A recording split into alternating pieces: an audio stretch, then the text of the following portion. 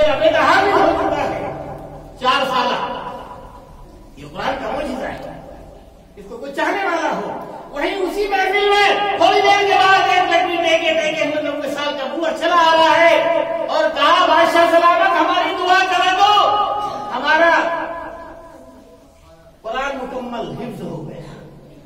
تو اس کے یہاں قرآن کو کوئی چاہنے والا ہو, کوئی دل سے پڑھنے والا ہو. یہ قرآن کا معجزہ ہے کہ قرآن بچے کے سینے میں اتر جائے, قرآن بوڑھے کے سینے میں اتر جائے, قرآن غریب کے سینے میں اتر جائے, قرآن امیر کے سینے میں اتر جائے, قرآن محفل میں مردوں کے نہیں عورتوں کے نہیں, اگر کوئی چاہنے والی ہو تو اس کے بھی اتر جائے. شیخ زکریا صاحب رحمۃ اللہ علیہ کی والدہ کے بارے میں آتا ہے کہ روزانہ کھانا بناتی تھی اور کھانے کی آخری لوئی ہوتی تھی اور 5.25 پائے ان کے دور ہو جاتے ہیں. میرے بزرگوں چاہنے والے اللہ کا فضل ہے, وقت تو نہیں ہے. جی تو چاہ رہا تھا کہ آپ کی اس محبت اور اس جشن کو دیکھ کر, کیونکہ کورونا کے بعد یہ پہلے جشن اس طرح کے مل رہے ہیں, ورنہ حالات کیا بنے. ابھی ہم ساتھ سنا رہے تھے, خوشی بھی ہوئی رونا بھی آیا کہ مولانا اللہ کا شکر ہے یہ دارالعلوم کورونا کے زمانے میں بند نہیں ہوا, ہم نے اپنے گھروں پر رکھ کر بچوں کو پڑھایا. میرے قاری صاحب کو ان کی زبان سے کہلوا کی تعریف کر رہے ہیں.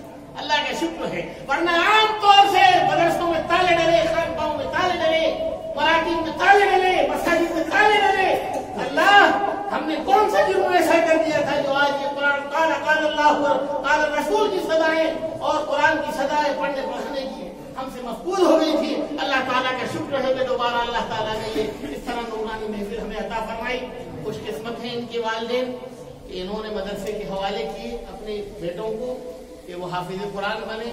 ابھی ہمارے قاری صاحب نے پوری تشریح پیش کر دی کہ حافظ کا کیا مقام ہے, وقت تو نہیں ہے اور نہ وہ بتاتے ہو تفصیل سے, لیکن یہ ہے کہ خوش قسمتی ہے والدین اور خوش قسمت ہے بیٹے اور خوش قسمت ہے اساتذہ جنہوں نے ان پر محنت کی. لئن شکرتم لازیدنکم ولئن کفرتم ان عذابی لشدید. اللہ کی نعمتوں کی شکر کرو گے تو اللہ نعمتیں اور بڑھائے گا, اور اگر ناقدری کرو گے تو اللہ گھٹائے گا. قرآن سے محبت کرو گے, اہل علم سے محبت کرو گے تو انشاءاللہ ایک واقعہ میری نظروں سے گزرا تھا کہ جس نے علماء اور قرآن سے محبت کی ان کی 7 پیڑھیوں میں اللہ تعالیٰ نے ان کے پوتے, ان کے نواسے, ان کے بیٹے, ان کی بیٹیاں, سارے گھرانے میں پورے کے پورے حافظ قرآن تھے. اللہ تعالیٰ ہم سب کو اس ادارے سے محبت کی توفیق عطا فرمائے کہ یہاں حافظ قرآن بنایا جائے. آج معاف کرنا بھائی, اس میں عوام بھی موجود ہے, میں اشارہ کر دوں کہ ان اداروں سے ہم نے بغاوت کی زبانیں کھولنا شروع کر دی. ان اداروں کی بغاوت نہ کرو. دنیا میں گھوم کے دیکھو, ایک شہر میں ہزاروں سینکڑوں پرائیویٹ کارپوریٹ کے نام سے پرائیویٹ اسکول کھل رہا ہے اور کوئی برائی کبھی کی غیر مسلم ہندو بھائیوں کی زبان سے ہمارے سننے میں نہیں آیا. اور اگر کوئی مدرسہ کھول لیتا ہے, معاف کرنا, خدا پاک کی قسم کیا ہوا اس امت کو, کیا ہوا, برجستہ بغیر سوچے بغیر سمجھے اپنی زبان سے کہہ دیتی ہے وہ سب کھانے کا انتظام شروع کر.